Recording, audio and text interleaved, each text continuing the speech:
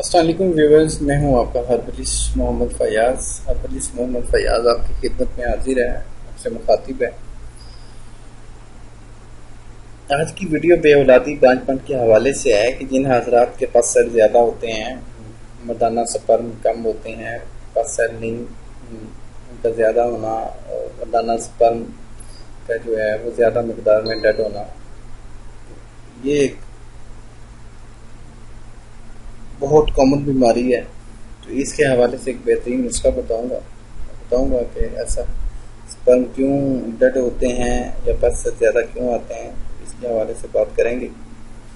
تو ویڈیو کی جانب جانے سے پہلے میری آپ لوگوں سے ایک پرسنل ریکویسٹ ہے کہ جن حضرات نے میرا چینل ابھی تک سبسکرائب نہیں کیا تو کائنڈلی وہ میرے چینل کو ضرور سبسکرائب کریں اور گھنٹی کے نشان کو لازمی پریس کریں تاکہ میری ہر آنے والی ویڈیو آپ تک پہنچی جائے۔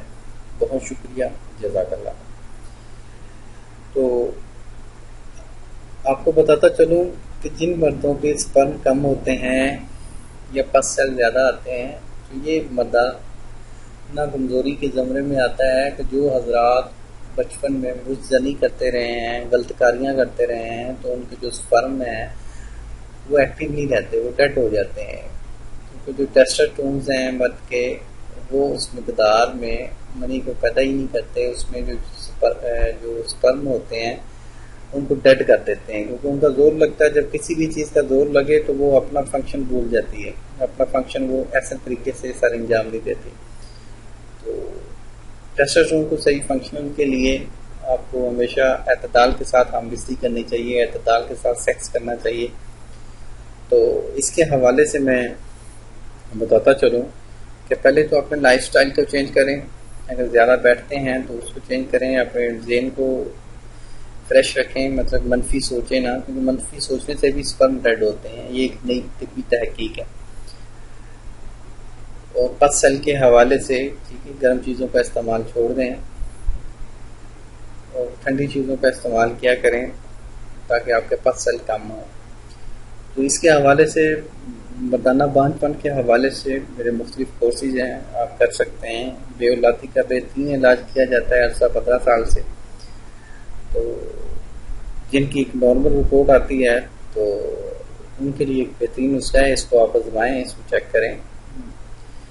تو میں نسخہ آپ کو بتاتا ہوں جو سپرم اور پس سیل کے حوالے سے ہے۔ بوٹ کی داڑھی لینی ہے 2 تولہ، بوٹ کے پتے لینے ہیں 2 تولہ، برادہ ہاتھی کے دانتوں کا برادہ 2 تولہ اور تخم پونچھ 2 تولہ۔ یہ ساری چیزیں آپ کو کسی بھی پنسار سٹور سے آسانی سے مل جائیں گی۔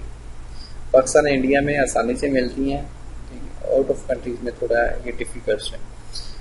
تو ترکیب تیاری اور استعمال بھی نوٹ فرما لیں۔ تمام ادویات کو آپ نے مکس کر کے کھل کر کے باریک صفوف بنا لینا ہے۔ صبح خالی پیٹ 1 چمچ چھوٹا گائے کے دودھ کے ساتھ لینا ہے اور استغفار کی تسبیح روزانہ کم از کم 400 بار پڑھنی ہے آپ نے۔ تو انشاءاللہ 21 روز کے استعمال سے سپرم بھی پورے ہوں گے اور پس سیل بھی ختم ہوں گے اور رپورٹ کو آئیے گا، انشاءاللہ اللہ خیر کرے گا۔